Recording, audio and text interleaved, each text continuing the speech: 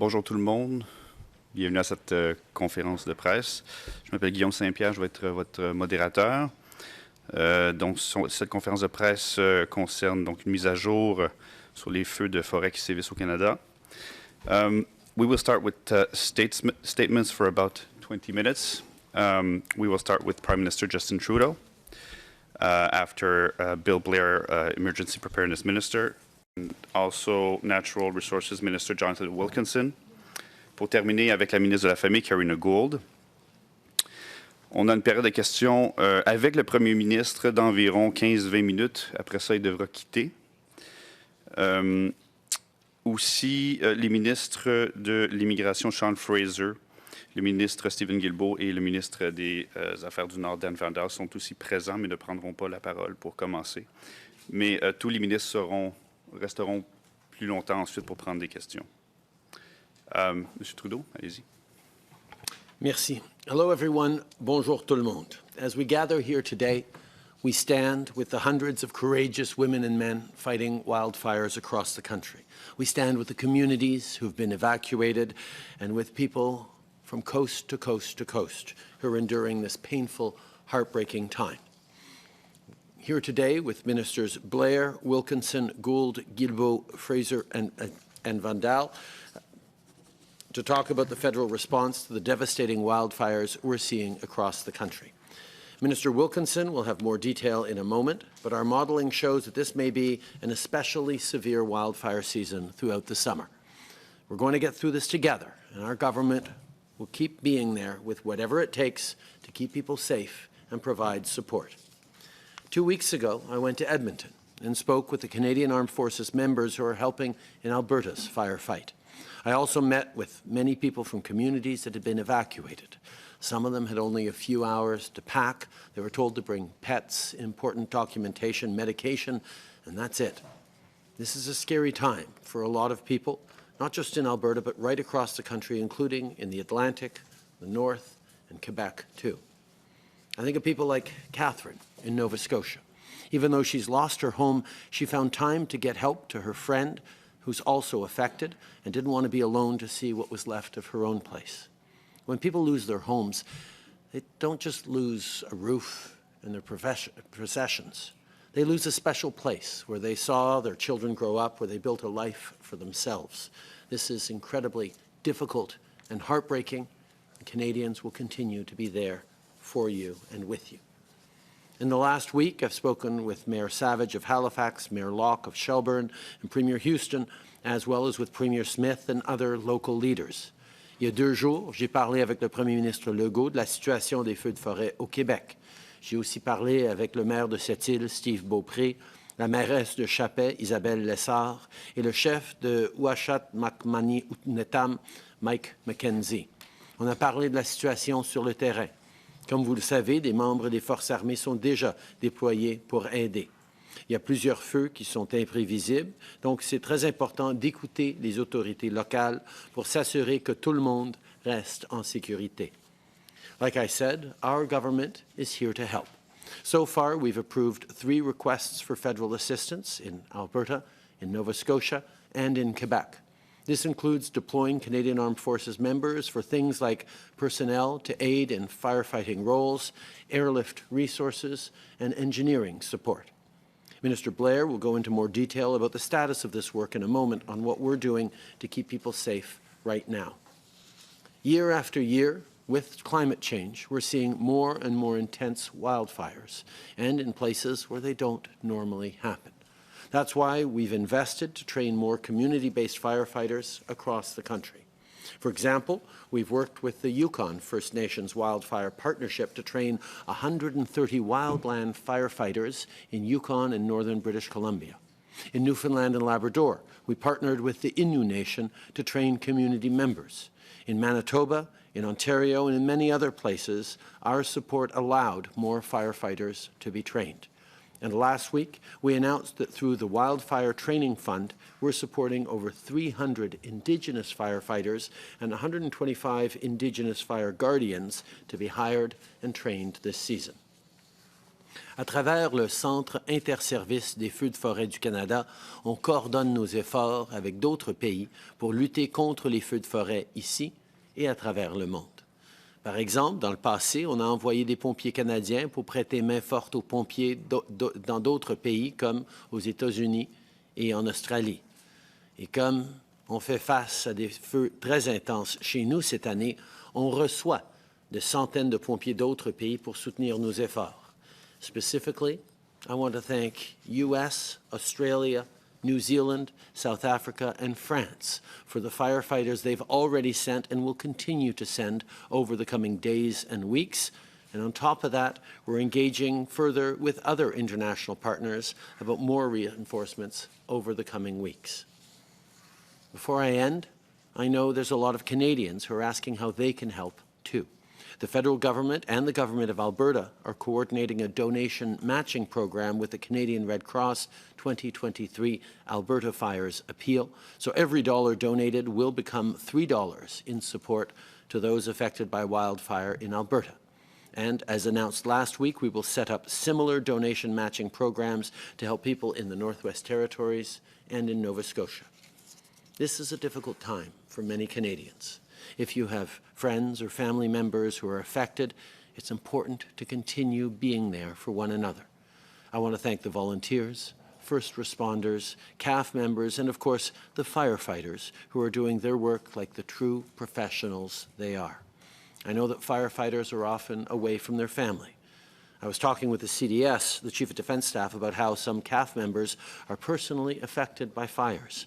Some have had their homes damaged, some have seen their families evacuated. But despite all of this, they continue to step up to help and protect others. Thank you. To all Canadians, let's continue supporting our firefighters by listening to local authorities. And across the board, whether it's with members of the armed forces, to Parks Canada resources, to firefighters and equipment, the Coast Guard, Health Canada, and the Service Canada support, which Minister Gould will speak about shortly, our government is standing up support to keep people safe today and for wildfire seasons to come. I'll now turn it over to Minister Blair. Merci tout le monde. Bill. Thank you, Prime Minister. Bon après-midi tout le monde. I'd like to begin by providing a bit of a situational update. To date, there have been 2,214 wildfires nationally so far this year, and approximately 3.3 million hectares have been burned. And across the country, there are currently 413 wildfires burning, and 249 of those fires are deemed out of control. There are also 18 active wildfires specifically impacting First Nations, with 6 in Alberta, 5 in Saskatchewan, 1 in the Northwest Territories, 4 in Quebec, and 2 in Nova Scotia. And as of yesterday, an estimated 26,000 people remain evacuated from their homes across the country. I will acknowledge that the images that we have seen so far this season are some of the most severe ever witnessed in Canada. And the current forecast for the next few months indicates the potential for continued higher than normal fire activity. Releasing the information that we're providing today will allow people and governments to prepare. And because they know that when they are prepared, we can reduce the risk that these events pose. And it enables us to position the resources and the supports the Canadians may need and be ready to mobilize them if a situation requires it. The Government Operations Centre supports the planning work and provides stable, around-the-clock coordination of the federal response to all emergencies. They constantly monitor evolving risks and liaise with the provincial and territory officials to ensure a swift, smooth, and coordinated approach to provide any federal aid a province or territory may require, including by reaching across the entire federal system to activate different supports that any jurisdiction may need. And through the exceptional work of the Government Operations Centre, we have been able to respond quickly to requests for federal assistance from both Nova Scotia and from Quebec. And this, of course, is in addition to the request that we approved from the province of Alberta last month, and it has led to the mobilization of Canadian Armed Forces personnel and assets in both provinces, with further supports being provided by other federal departments and agencies. And for example, in Alberta, there are roughly 150 soldiers currently deployed in support of firefighting tasks in the Fox Creek region and in Fort Chipewyan. In Quebec, there are now 150 soldiers deployed to the Sept-Îles region, and in Nova Scotia, We have provided ignition specialist personnel and equipment to support their efforts, and an immediate response unit consisting of 200 soldiers from the 2nd Battalion of the Royal Canadian Regiment, and they have now completed the necessary Type 3 firefighting training. They're ready to immediately deploy from CFB Gagetown, and once the province assesses that conditions are suitable and safe, they will continue and commence firefighting operations. In addition, firefighting support is also being coordinated by the Canadian Interagency Forest Fire Centre, commonly referred to as CIFC. And since 1982, CIFC has coordinated the sharing of firefighting resources between the federal, provincial, and territorial agencies responsible for wildland fire management and with our international partners, as the Prime Minister indicated. These resources are shared on a formal basis through a mutual aid agreement which outlines 3 categories of resources. They provide support of equipment, personnel, and aircraft. And during periods of escalating wildland fire activity, CIFC matches the agencies that have specific resource needs with the agencies that have resources available. This season, personnel and resources have already been deployed between provinces and territories. And as the Prime Minister acknowledged, we are very grateful for the support Canada has received from our international partners, including Australia, the United States, New Zealand, South Africa, and other countries to come. We are expecting further deployments from these countries, including France, in the coming days and weeks, and we have been assured that CIFC continues to find the necessary firefighters, personnel, and assets to support the firefighting operations across Canada. In addition to the work of CIFC and Canadian Armed Forces, Public Services and Procurement Canada is working closely with the Government Operations Centre and stands by to provide technical support and expertise in civil engineering for bridges, buildings, or other damaged critical infrastructure. PSPC can also provide emergency contracting support for goods and services, air assets, and temporary accommodations, as well as warehousing service for emergency stockpile and equipment, which may be required to support the response. NGOs, including the Canadian Red Cross, are supporting multiple regions across the country. Community organizations and local volunteers are providing essential support, care, and compassion to people who are under immense personal stress, and their work represents a key component of Canada's response to these emergencies. With federal and provincial contributions, our matching program with the Government of Alberta and the Canadian Red Cross has raised over $22 million. And we have also committed, as the Prime Minister indicated, to similar matching programs with Nova Scotia and the Northwest Territories. I want Canadians to know that all orders of government are working closely together, with your safety in mind and with a high degree of cooperation and collaboration. And I'd like to take the opportunity to thank my provincial and territorial counterparts and all of the municipal leaders that we've spoken to for their excellent partnership and hard work. The situation remains serious, but there have been some very positive developments over the weekend. On Saturday, Alberta rescinded their provincial state of emergency. Rain and cooler temperatures have brought much needed relief to Nova Scotia. And to the firefighters, first responders, search and rescue personnel, members of the Canadian Armed Forces who continue to move into danger to keep our communities safe, we recognize your heroic service to Canadians, and we offer you all our collective thanks. Thank you very much. Merci. I'd like now to turn it over to my colleague, Minister Wilkinson. Thank you, Minister Blair. Good morning, everyone.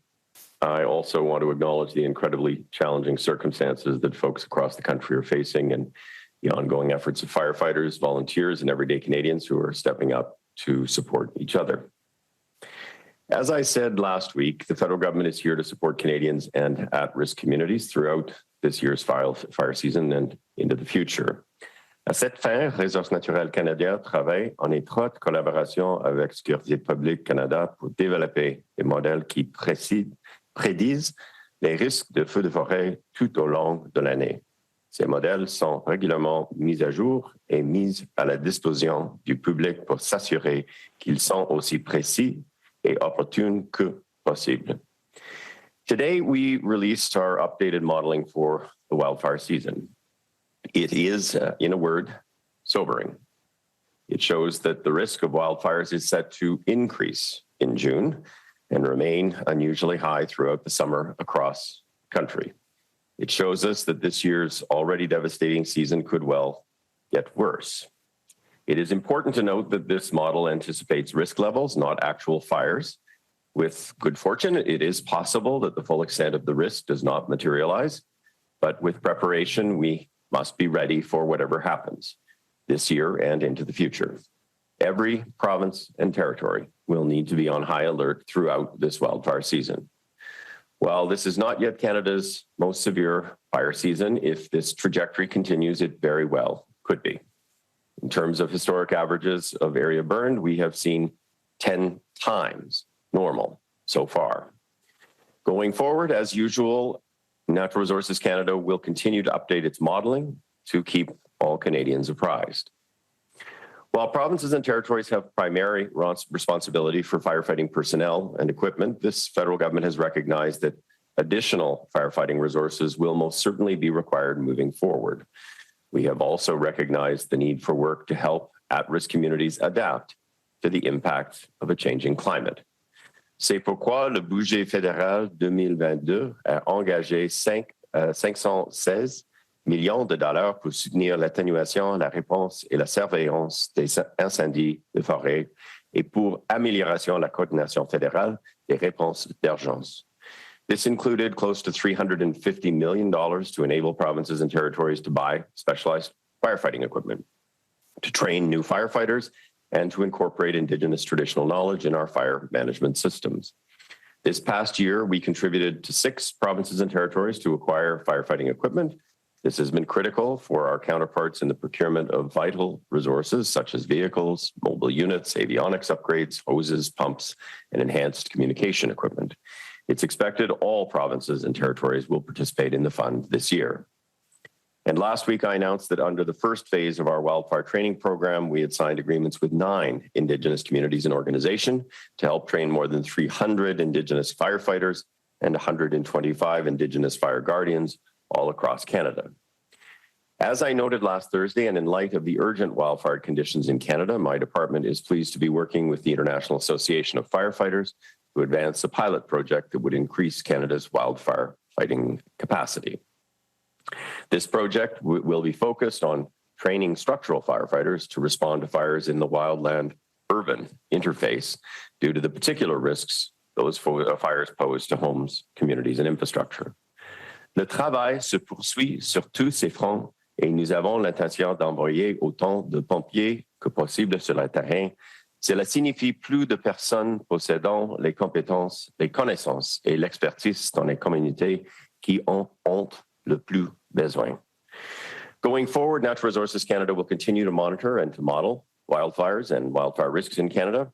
We are also going to enhance our abilities to do so with the $170 million investment in Wildfire satellite mission, the world's first purpose-built public satellite system for monitoring fires, which is targeted to launch in 2029.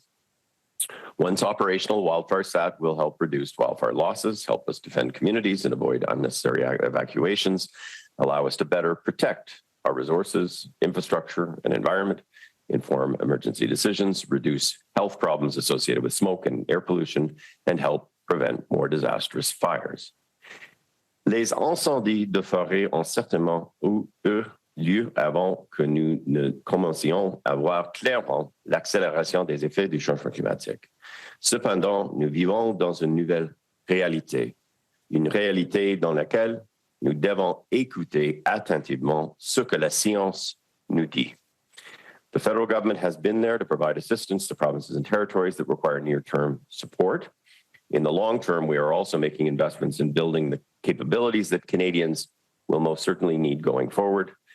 Canada has made combating wildfires a high priority over the last number of years, and with the accelerating impact of climate change, we very much will continue to do so moving forward. Thank you very much. And now over to my colleague, Minister Gould. Thank you, Minister Wilkinson. I too would like to join my voice of gratitude to all those who are involved in the emergency response, especially as many of them are facing very challenging situations in their own personal lives as well. As my colleagues have said, as the wildfire situation across Canada evolves, we will continue to make every effort to help and support those impacted. Emploi et Développement Social Canada a mis en place son groupe d'intervention pour la gestion des urgences afin de surveiller, planifier et coordonner notre réponse aux feux de forêt et de maintenir les services offerts aux Canadiens. Nous concentrons nos efforts sur la prestation de services aux Canadiens touchés par la situation des feux de forêt. Il s'agit notamment de faire preuve de souplesse pour permettre un accès plus rapide aux prestations. et de fournir des prestations et des services aussi rapidement que possible par dépôt direct en utilisant eService Canada et les services mobiles. Service Canada has deployed mobile outreach units to evacuation centres to support applications for services such as employment insurance. For those affected by the wildfires, ESDC continues to deliver and prioritize applications for income support, including EI, OAS, GIS, and Canada Pension Plan. We have also put in place additional procedures to facilitate EI claims where employers are not able to issue records of employment or where paper checks may not be deliverable due to the wildfires. In addition, Service Canada is actively conducting wellness checks on temporary foreign workers. We're checking on them by contacting their employers. Si vous êtes un travailleur affecté par les feux de forêt, je vous encourage fortement à présenter une demande de prestation d'assurance emploi en ligne, par téléphone ou en personne aussitôt que possible. Même si vous n'avez pas votre relevé d'emploi, votre demande serait traitée en priorité. If you are a worker affected by the wildfires, apply for EI benefits online, by phone, or in person. Even if you do not have your record of employment, your application will be prioritized. If you are an EI, CPP, or OAS recipient who has not signed up yet for direct deposit, I strongly encourage you to do so you can receive your benefits sooner. La livraison des chèques papier par la poste pourrait être perturbée dans toutes les zones touchées d'un but à l'autre du Canada. Vous pouvez vous inscrire au dépôt direct en envoyant une demande eService Canada. Un agent vous téléphonera dans les 2 jours ouvrables. Vous pouvez également communiquer avec le centre d'appel responsable des prestations que vous recevez. If you are affected by wildfires, you can submit an eService Canada request online to get help with many services, including but not limited to CPP, your social insurance number, passports, and Ukraine immigration measures. Service Canada employees are also available to help through the Service Canada Outreach Support Centre. The toll-free number is 1-877-631-2657. Nous savons que les prévisions indiquent présentement un risque extrême de feux de forêt dans tout le Canada. Les employés de Service Canada continueront à être là pour soutenir tous ceux touchés par les feux de forêt. Service Canada is providing these support services to anyone, anywhere in Canada who has been affected by these wildfires. You are not alone. Please do not hesitate to reach out to a Service Canada Centre or the Outreach Support Centre if you need assistance. We are here for you. Thank you. Merci. Donc, on va maintenant passer à la période de questions. Just a reminder that the Prime Minister will stay for about 15 minutes, and then the ministers will stay until about 1 o'clock. So we will start in the room, and then we will go virtually. Those who are connected can use the raise hand function. Alors, on va commencer avec Ashley Burke, CBC. Good morning. Prime Minister, right now it takes about 4 to 5 days to train Canadian Armed Forces members who don't have training already in areas like Nova Scotia. Is that fast enough? And in light of what we're seeing right now, should the Canadian Armed Forces play more of an active, specialized role and a bigger role in fighting fires here in Canada? The Canadian Armed Forces have demonstrated their capacity to respond to extreme weather events, unfortunately, all too often over the past years, and have developed extraordinary expertise in supporting provincial firefighters and other emergency responders. It is true that there has been a greater concentration of forest fires, wildfires out west in recent years than in Atlantic Canada, but through training and through transfers of CAF personnel from the west to east, the Canadian Armed Forces are more than able to respond to the necessary challenges. For the longer term, we're going to continue to look at lessons learned, including through this difficult summer, to make sure that we are ready to face the increased risk of extreme weather events in the coming years. And Paul Bernardo has been transferred from a maximum security facility to a medium security facility. What do you think of that? And is there anything that your government can do to reverse that? I fully and totally understand how shocked and appalled so many Canadians are on hearing those news. That news. Minister Mendicino came out very strongly last week, indicating that he was going to find clearer answers and explain to Canadians what happened and what we're going to be doing about it. I leave it to him to follow up on that. Émilie Bergeron, la presse canadienne. Bonjour, Monsieur le Premier ministre. Les projections indiquent que l'activité des feux pourrait rester supérieure à la normale en juillet et en août. Déjà, les pompiers travaillent d'arrache-pied depuis des semaines d'un bout à l'autre du pays.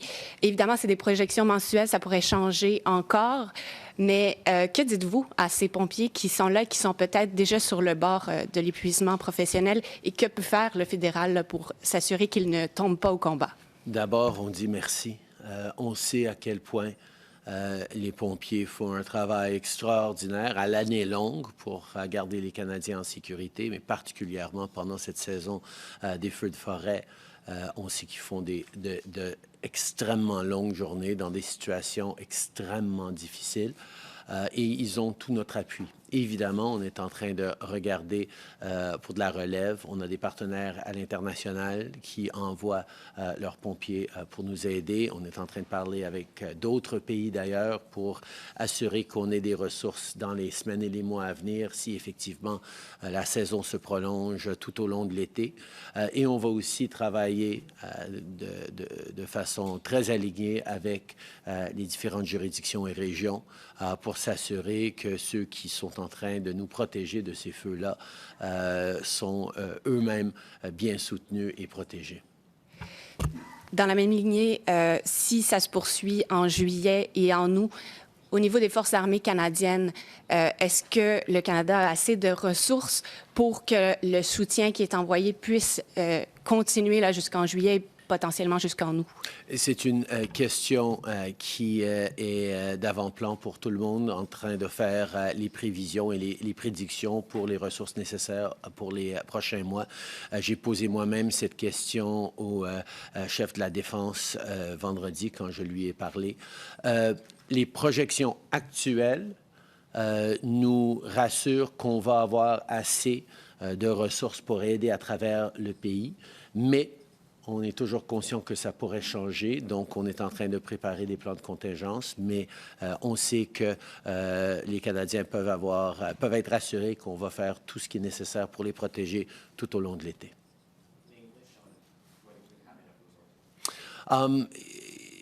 Given the very serious projections of what this summer's wildfire seasons could look like, this is a question whether there'll be enough resources for the entire summer for all the potential wildfires that come up. This is actually a question I posed directly to the Chief of Defence Staff when we had a conversation about wildfires on Friday. With the given projections, it is expected that we have enough resources to cover the summer. If things get worse, we are developing contingency plans, and we will, of course, make sure that we are there, whether it's leaning more on international supports, whether it's standing up other resources. We will be there to ensure that all Canadians are protected right through this summer. Mia Rapson, CP. Yes, good afternoon, I guess it is at this point. I'm wondering, given that even the experts earlier today, the fire experts blame climate change for some of this fire activity, the Minister of Natural Resources mentioned that, why has your government continued to approve fossil fuel projects when climate scientists have said that we need to stop doing that? Our government has put forward some of the most ambitious plans and targets to fight climate change of certainly any previous Canadian government, but also more ambitious than many of our allies around the world, certainly among fossil fuel producing countries. We know, given the international context, including the war on Ukraine, there is going to be a need for fossil fuels and traditional resources for the coming years. At the same time, we are investing more than any other government has in investing in renewables, in new forms and new reliable sources of energy, because we know that getting to net zero by 2050, by hitting our climate targets by 2030 is a way to both protect Canadians from the extreme weather impacts of climate change over the coming decades and ensure great jobs and a competitive economy in a net zero world. Canada can and will be the net zero supplier of choice in the coming decades, and we are investing in order to get there. The Correctional Service of Canada had the ability to waive the privacy rights of Paul Bernardo in order to explain to Canadians, and particularly the families of the victims in this case, why he was being transferred. Do you think they should have done that, and would your government do anything to make sure that that can happen? That is exactly the kind of conversations that Minister Mendicino is having with Correctional Services of Canada this week. Valérie Gamache, Radio-Canada. Bonjour, Monsieur le Premier ministre. On le sait, les feux de forêt, ça va s'accentuer au fil des années encore, malheureusement. Est-ce que le Canada peut envisager d'avoir une escouade spécialisée pour lutter contre les feux de forêt, une escouade donc fédérale et même, à la limite, un escadron d'aviation de CL-415 qui relèverait directement du fédéral, qui ne serait pas de l'armée?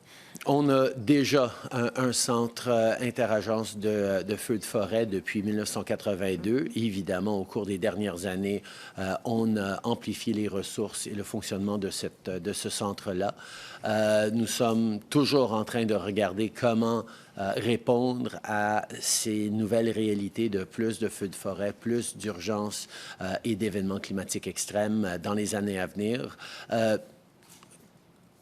Pour l'instant, on est en train de réagir à ces feux et à ces urgences immédiates à travers le pays, mais les réflexions sont déjà en train de commencer pour s'assurer que dans les années à venir, on ait toutes les ressources nécessaires et ça fait partie de nos réflexions, ce que vous proposez. Et on parle actuellement à peu près de 12 fois plus d'hectares qui brûlent qu'en moyenne des 10 dernières années. Combien de temps pensez-vous que le Canada mettra à se remettre de cette saison très exceptionnelle des feux de forêt? Quand on sait que des communautés comme Letton ne sont pas encore remises, n'ont pas encore réintégré totalement leur municipalité, là. Et évidemment, on sait qu'on en a pour des années pour rebâtir des maisons et des communautés qui ont été anéanties ou affectées par ces feux de forêt. Mais en plus de tout simplement rebâtir, il va falloir qu'on réfléchisse à rebâtir en mieux aussi, de s'assurer qu'on ait cette réflexion en même temps qu'on est en train d'accroître le logement et créer plus de communautés résidentielles à travers le pays, qu'on réfléchisse aux défis qui vont venir avec plus d'événements météorologiques extrêmes et plus de feux de forêt dans les années à venir. Ça fait partie des conversations que nous sommes en train d'avoir avec les provinces, avec les municipalités, avec les experts, et on va continuer de faire partie de toutes ces conversations, mais aussi de toutes ces solutions. Brian Passafiume, National Post. Good afternoon. Can somebody talk a little bit more about engaging First Nations communities in the help of the wildfire fight? Numbers, personnel, how many communities are involved, what sort of things they're doing? I will turn to other ministers for more details, but I can tell you from my own personal experience, a number of years ago, there was a wildfire in northern BC where there were lots of learnings that we had about making sure that we were properly engaging not just the federal government, but provincial governments with Indigenous communities, with First Nations communities who are not only there to stand and protect their communities, but have expertise that goes back centuries and indeed millennia in terms of knowledge on how to keep their communities safe from wildfires. Over the past years, we have significantly increased the coordination, cooperation with Indigenous leadership and communities in a tripartite way, federal, provincial, and Indigenous, and that will continue. But I think, Bill, you can speak to this. Yeah, just some numbers. I mentioned some of these before, but there are currently 18 active wildfires that are directly impacting First Nations. Across the country, 6 of those are in Alberta, 5 in Saskatchewan, 1 in the NWT, 4 in Quebec, and 2 in Nova Scotia. There have been already significant evacuations from those communities. There's been some damage to those communities as well as a result of these fires. And there are a number of places as well where the communities are isolated currently, and those are some things that we're dealing with those provincial jurisdictions and with Indigenous Services Canada. We know that You know, the fire is a naturally occurring event, and particularly in the north, and in many of these communities, quite frankly, that's been part of their history, and they're used to it. But where there's an interface, where that fire comes in close to their communities, when residents are at risk, critical infrastructure is at risk, when bridges and roads are compromised, power and water supplies, all of those things are very impactful. We're working very closely with those communities, but there have been a number of people who've been evacuated from their communities, and we are supporting them currently in other locales. Second question for the Prime Minister, just a little off topic, but last week we learned that Special Rapporteur David Johnston had hired a PR firm Navigator. In your opinion, is this a good use of public funds? We've seen, unfortunately, from the beginning of me having appointed a serious Canadian to deal with a serious issue, that the opposition parties, particularly the Conservatives, have chosen to make it about baseless personal attacks and extraordinarily toxic partisanship. I'm not going to speak to decisions that the independent special rapporteur and his team are making to manage the toxic climate that they're operating in. I will continue to stay focused, as will former Governor General David Johnston, on responding to the very real issues around foreign interference, around the very real threat to institutions, to our democracy, to Canadians, to businesses that foreign interference represents.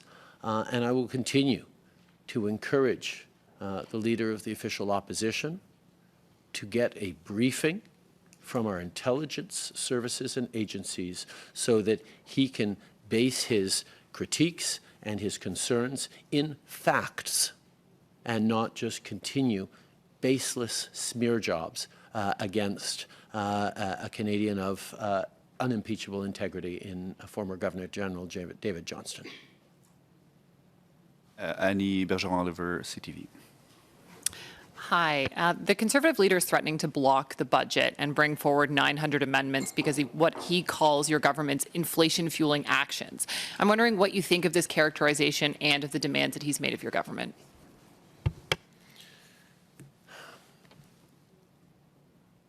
The Conservative leader has no plan for the economy, proposes nothing but cuts. When he's blocking the budget that voted on, is passing through the House with support of a majority of parliamentarians, he's blocking things like the doubling of the tax credit for tradespeople on their tools. We know how important it is to get the construction season up and fully running through this summer, and yet the Leader of the Opposition is blocking tax credits for tradespeople for the new tools. He's blocking the anti-flipping measures that we brought in this last budget to protect homeowners and home buyers from speculation. That's going to have a direct impact on Canadians. And he's blocking the enhancement of the Canada Workers' Benefit, which is going to continue to put more money in the pockets of hardworking Canadians who are struggling to get by. These are real-life consequences for the political and partisan games that the Leader of the Official Opposition is engaging in. The Conservative leader stood against dental care for kids. He stood against help to lowest-income renters. And now he's standing against all the measures that will help in the budget, proposing instead to cut programs and leave Canadians on their own. That is not how you build a strong economy. It's not how you create great jobs into the future. So we're going to continue to put support for Canadians at the center of everything we do in these difficult times, despite the Conservative leader's effort to harm Canadians so he can attack this government. And you talked about it briefly in French, but given the increasing risk that we're seeing of wildfires, is your government considering the creation of a national wildfire department with dedicated squadrons, more fire bombers to ensure that communities are better prepared and they can respond faster? We have since 1982 had CIFC in the Canadian Interagency Firefighting Centre that has, over the past years, grown in importance and relevance. We continue to work with it. Right now, we're very much focused on getting through this difficult season in the immediate and supporting Canadians. But absolutely, as we know, that climate change is going to bring more and more extreme weather events into the future, more dangerous floods, more difficult and devastating wildfires, more intense hurricanes and storms. We are going to need to continue to step up in our support for Canadians. This is why we move forward with a national adaptation strategy that puts billions of dollars on the table to work with municipalities and provinces to build back better, to create more resilience, and to better protect Canadians from the impacts of climate change into the coming decades, at the same time as we remain unequivocal in our fight against climate change. Again, there are some politicians that still think you can have a plan for great jobs and growing the economy without having a plan to fight climate change. But Canadians know that fighting climate change is necessary both to create those great jobs and opportunity, but to also prevent the catastrophic and very expensive losses that Canadians are facing increasingly over the years. On me dit que c'est tout le temps qu'on a pour le premier ministre, mais on a une autre question dans la salle si jamais il veut rester. Mais, merci beaucoup tout le monde. Merci.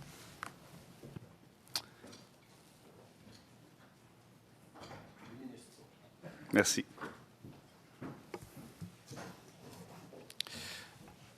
Natasha Wilowski. Hi, I would have rather put this question to the Prime Minister, but seeing as he's gone, I'll ask you, Mr. Guilbeault. The government keeps pointing to confidential reports from TD and BMO, two banks that are involved in financing the Trans Mountain pipeline expansion, to claim that the project is still commercially viable.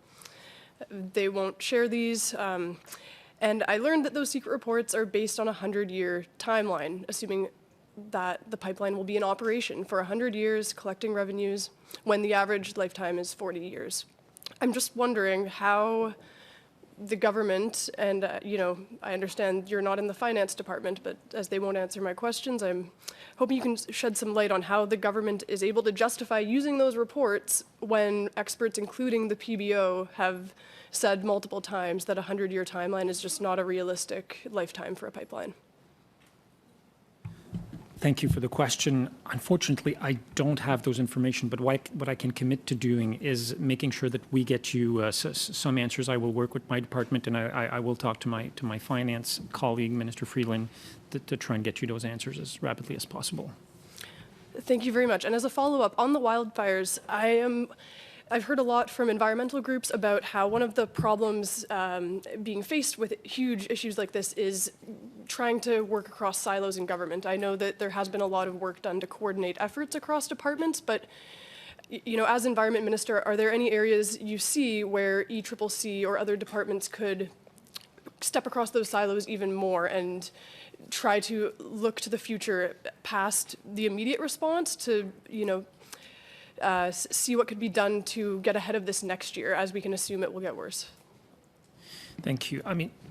I think no one here will deny that government or governments have a tendency to work in silos, but I think that we are making a lot of efforts to change that. I'll give you two concrete examples. The emissions reduction plan that the Prime Minister tabled last year was a concerted effort by many of the people on the stage and many other people who aren't on the stage, like Minister Wilkinson and many others. And I know, we tend to use the example whole of government, maybe too lightly at times, but that's not one of those instances. Same thing for the National Adaptation Strategy. Minister Blair, myself, Minister Wilkinson, and a number of other departments have been involved in coordinating the development of both the Federal Action Plan on adaptation, which was qualified by the Canadian Insurance Bureau as world leading just last December, and the following National Adaptation Strategy, where we will pull in the work of provinces, territories, Indigenous nations, municipalities, companies, to ensure that when it comes to adaptation, we are, as a nation, better prepared to face the impacts of climate change, which we're not now, and I think none of us would deny that. So we are trying more and more to, certainly on the forest fires, there's a lot of coordination between many of our departments on our respective responsibilities, to ensure that nothing falls through the cracks. To our moderator, if I may just supplement, just because the question's been on my mind a lot about working across silos and between levels of government as well. I've rarely seen anything like the response I've seen in the past few days. Huge credit to a number of people that you see here. Minister Blair in particular, your responsiveness has no doubt helped save lives of people who live in my home province. To see people break down barriers across silos has been extraordinary. We've had, within about a day, Transport Canada have aerial surveillance on the ground. The next day, comfort trailers were set up by the Coast Guard. The following day, helicopters started arriving. There was the pre-existing programs that are funded by a multitude of departments, whether we're talking about CIFC, the NRCan training, the Disaster Financial Assistance Arrangement. The Prime Minister called me personally to say that we would be there in whatever way we could. Since then, we've set up the Red Cross matching donation portal. We've got ignition specialists who've landed. DND has, and thank you to Minister Anita Anand for getting planning and coordination efforts there. Immediately deploying the Department of National Defence fire trucks to see that there's now coordination going between governments to help water bombers land at military bases in Nova Scotia. PSPC has jumped in to offer contracting support. The measures that Minister Gould outlined around EI, around other benefits offered through ESDC, even my own department, trying to facilitate the issuance of travel documents. There's no shortage of other examples I could point to. Private helicopters being licensed to help respond in the emergency. Recognizing that a lot of people on the ground are volunteers. In my own constituency, we are covered by about 36 fire departments. All but one are volunteers. To see the responsiveness from my colleagues, and credit to provincial officials, Ministers Laura and Russian. Actually, we gave Minister Laura a ride from the airport from Ottawa downtown today. He's in town for meetings later. There has not been a silo that's existed over the past week of my life in government. It is so deeply encouraging to see that when I make a phone call or send a text, within 90 seconds, I'm receiving substantive responses. This is a model for response, in my view, how we should work across departments. And I just want to say, as a Nova Scotian who spent some of the last few days talking to families who've been displaced, I'm grateful. And to see the leadership, in particular, from Minister Blair in this regard, gives me a lot of faith that we get the right people working on the job. And moderator, I apologize, but I'm going to jump in here too, because I'd like to take an opportunity just to tip my hat a little bit to the public service. We have an extraordinary public service here in Canada, and their counterparts provincially and municipally right across the country have done an extraordinary job. We've convened a number of tables of senior officials responsible for emergency management, and as well, through our own Government Operations Centre, virtually every department of the Government of Canada is at the table. And our senior officials in every department have worked very closely and collaboratively. They've been remarkably not just responsive to what's been taking place, but they're working to anticipate what's going to be needed. The collaboration that Minister Fraser indicated between provinces and municipalities, territories, and First Nations is critical for us to get this done. And we are very blessed in this country to have a remarkable team of dedicated professionals who make that work. We will now turn to the people online. We have one question from Steve McKinley, Toronto Star. Go ahead, Steve. Hi there. Question for Minister Wilkinson. When wildfires strike near to wildland-urban interfaces, the cost of those fires goes up exponentially. Now, National Resource Council has put together a guide on a national guide for wildland-urban interface fires. Somebody I spoke to was saying, that's the problem with it is it's just a guide, that some of these things cost money and we can't count on developers to spend more money than they have to. Is there any motivation or any action to turn some of that guide into code, into regulation, into law, or to poke the various provinces into doing so?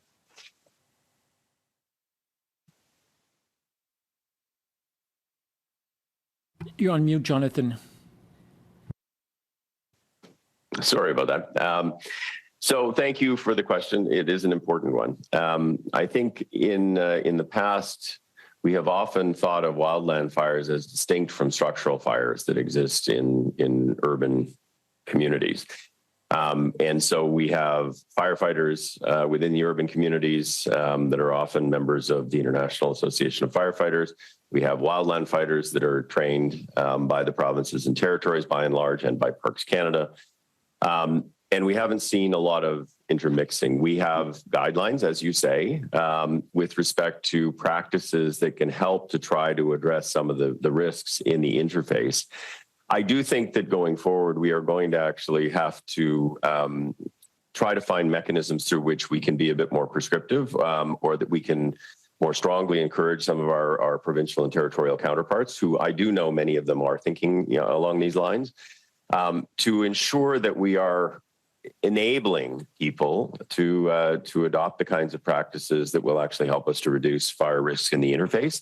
Concurrent with that, as I mentioned in my remarks, we actually have started work with the International Association of Firefighters to work in that interface, to actually train structural firefighters in communities across the country on how best to actually think about addressing some of the risks and addressing fires that actually do end up in that interface. So it is an emerging area. It is something we are very live to. It is something that provinces and territories, I think, are increasingly aware of, many of whom are actually dealing with this interface right now. And it is certainly something that's going to get more attention going forward. Thank you. Do you have a follow-up, Steve? No, thanks. I think that's good for me. Okay. I believe we have one more question in the room from David 13 CBC. Okay. Minister Guilbeault, would you pause the federal fuel charge commonly referred to as the carbon tax, especially in Nova Scotia that's been hard hit by wildfires? Conservative Leader Pierre Poilievre said today Canadians can no longer afford to pay for heating. He's calling you to, of course, cancel the federal fuel charge. Is this something that you'd be considering maybe at least pausing in Nova Scotia, given? Yeah. Thank you for the question. It is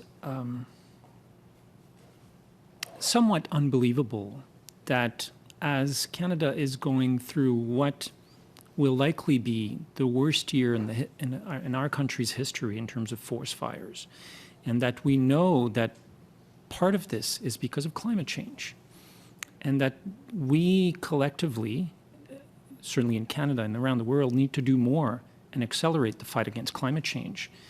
The only answer that the Conservative leader has is, let's make pollution free again. Let's do less to fight climate change. I find it unconscionable that that's the only thing that Pierre Poilievre has to say. We've been very clear about our plan for many years. We've been deploying this plan, and we've been accompanying our plan with measures to help Canadians make the transition. And in fact, the clean fuel regulations was something that the Conservative Party of Canada had in their platform during the last election, as they did on carbon pricing, saying that it would go up to $170 a ton by 2030. The difference really between us and them is that when it comes to climate change, they're all talk and no action. They have nothing to say about fighting climate change, let alone how do we help Canadians be better prepared to face the impacts of climate change. I have never heard Pierre Poilievre talk about adapting to climate change. Why would he? He doesn't believe in it. His party doesn't believe in it. Members of his party are standing in the House of Commons to say that they don't believe in climate change. Why would they care anything about what we need to do to help Canadians?